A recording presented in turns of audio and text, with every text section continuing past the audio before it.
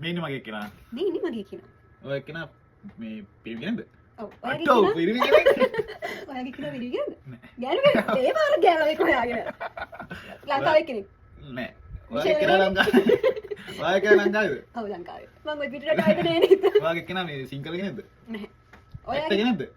ඔව්. ඔයාගේ කෙනා සිංකන කෙනෙක්ද? ඔව් සිංකන කෙනෙක්. නිරෝෂාලි රජිනී. නියාගෝ මේ ඊටරටද? ඔයාගේ කෙනා මේ Food truck. ඔයාගේ කෙනා එක්ට කෙනෙක් වුණේ. ඔව්. ඔයාගේ කෙනාගේ වයස අවුරුදු 30ට අඩුද 30ට වැඩිද? 30ට වැඩි. ඔයාගේ කෙනාගේ වයස?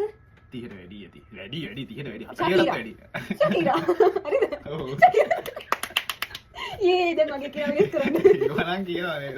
දැන් කියන්න මගේ කෙනා. අයියෝ. ඔයාගේ කෙනා එක්ට කෙනෙක් කිව්වනේ. මම නම දන්නවද එයාගේ? ඔව් ඔව් දන්නවා. ඔයා ගොඩක් දන්නවා. එච්චර දන්න කෙනෙක්ද? දන්නවා. දක්ෂ කෙනෙක්. එයා ඔයාගේ සුපිරි නළුවෙක්. නළුවෙක්ද? හ්ම්.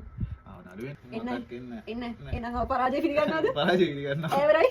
දැවරයි. තුන් ඇවරයි. එන මන් දිනුවා. දිමල් ජයකොඩි.